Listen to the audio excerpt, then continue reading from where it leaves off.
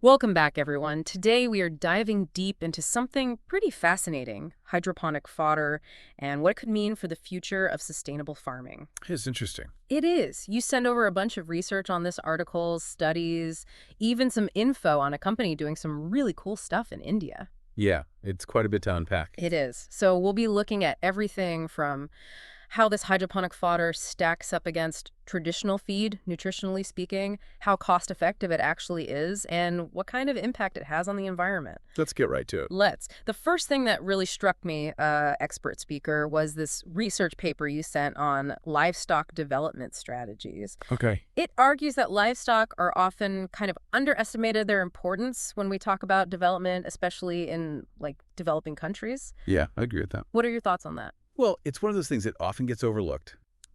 People tend to focus on building up infrastructure, new technologies as like the big drivers of development. But livestock, especially for smaller farms, they're really a multifaceted asset. They're not just about putting food on the table, they're a source of income, a safety net when times get tough. Exactly. This FAO report, it even calls them a quote-unquote strategic reserve. And they are, really. They're like a living bank account. Yeah. Farmers can rely on them when things get unpredictable, like with the climate or the markets. It's like having a safety net that you can milk. Right. And that's especially important in those regions that are really vulnerable to things like climate change or economic instability.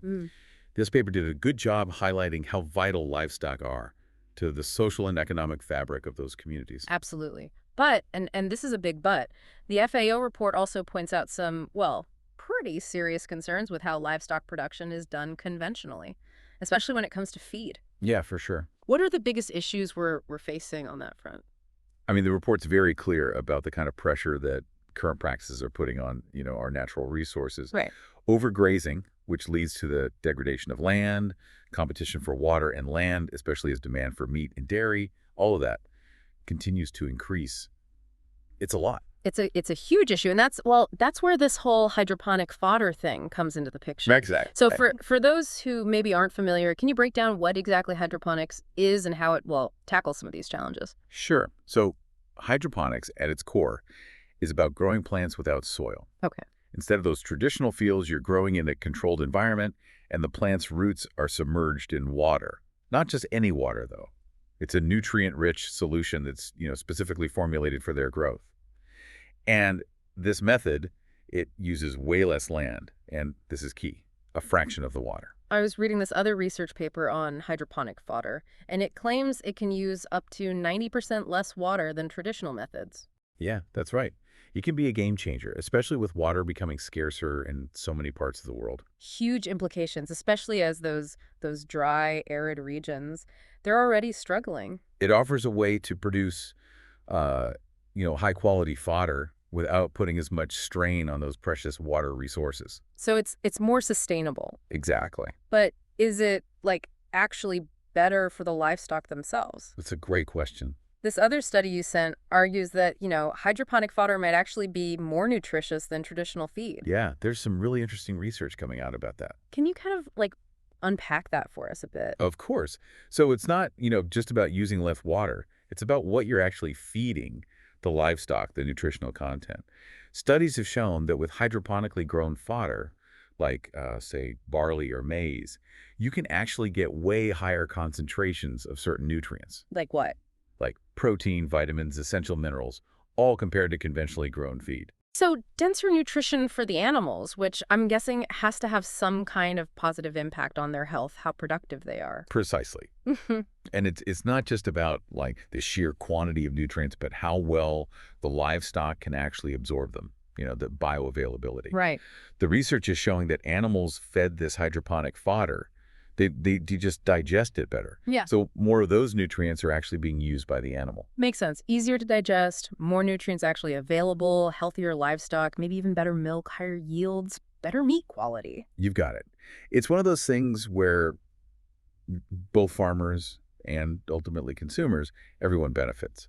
And this research also brought up another, plus it's reliable. You can grow it year round. Remember how that FAO report talked about like traditional systems, how they're at the mercy of what storage issues, all of that. Yeah. Hydroponics, it basically sidesteps all of that. You're growing in a controlled setting, so it's what, almost like having a factory, but for fodder? That's a great way to put it.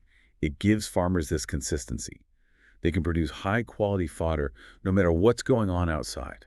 Whether it's a drought or you name it, no more worrying about losing nutrients during storage or anything like that. And that kind of that predictability, it's huge for farmers, especially in those parts of the world that are already dealing with unpredictable climates. It sounds like so far, hydroponic fodder is ticking a lot of boxes. It is. More sustainable when it comes to water, how much land is needed, it's potentially more nutritious, it's reliable.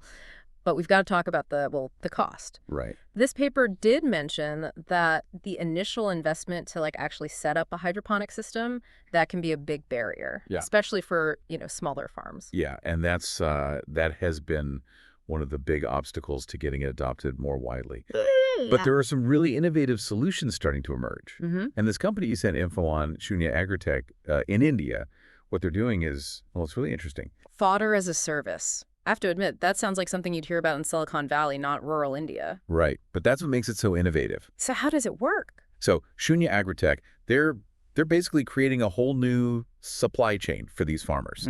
Instead of farmers having to shell out all this money to build their own hydroponic setups, Shunya, they produce the fodder themselves. They've got their own facilities, and then they deliver that fresh fodder directly to the farmers. Like a subscription service. Exactly. So no huge upfront cost for the farmers, which means it's accessible to a lot more of them, even those with, limited resources. It's potentially transformative, especially in those developing nations where access to capital, the technology, all of that can be a challenge.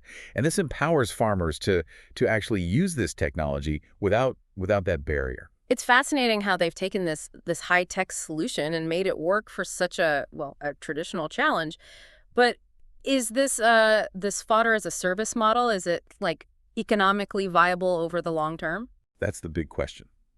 We need more research to say for sure. But early signs, they look good. Okay. I mean, you have to factor in, the potential for higher yields because the livestock are healthier. Then you have the reduced costs of traditional feed production. Yeah. Water, land, even just getting the feed where it needs to go, all of that, plus the stability that it provides. When you add it all up, the long-term economic benefits, they do look pretty good. So it's about efficiency and streamlining the whole supply chain to kind of balance out those initial setup costs. Yeah. And of course, we have to talk about the environmental benefits. It's not just about saving water. This research goes deeper into the whole sustainability picture. Absolutely. And that's where, hydroponics really has an edge. We've talked about the water use, right? Yeah. But it also uses way less land compared to how fodder is traditionally produced, which has huge implications for things like deforestation, habitat loss, things that FAO report highlighted as major concerns. So if less land is needed for feed, that takes some of the pressure off those ecosystems that are already really vulnerable. Right, a significant environmental benefit. And, it goes even beyond land and water use. This research even suggested that it might have lower greenhouse gas emissions compared to some of the traditional methods for producing fodder, especially those that rely heavily on chemical fertilizers. So it's like hydroponics is addressing all these big sustainability concerns at once. It's a really good example of how we can use tech and innovation to come up with solutions to, these really complex environmental problems we're facing. It's impressive. But it's also important to remember that, there's no such thing as a perfect solution. Even with hydroponics, there are challenges like the energy it takes to run these systems. Those are things we still need to figure out. Of course. But even with that, it's definitely a very compelling option.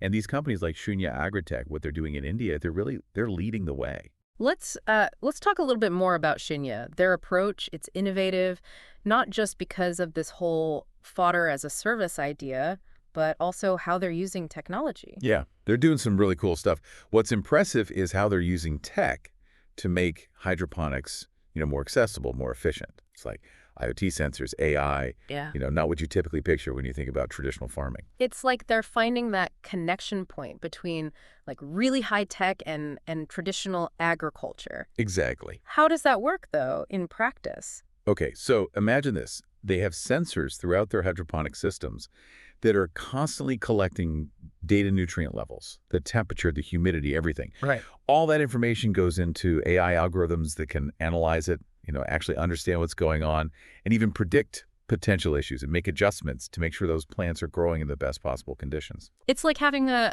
completely digital farmhand that never sleeps and makes sure those plants are getting exactly what they need when they need it. Talk about maximizing efficiency. Exactly.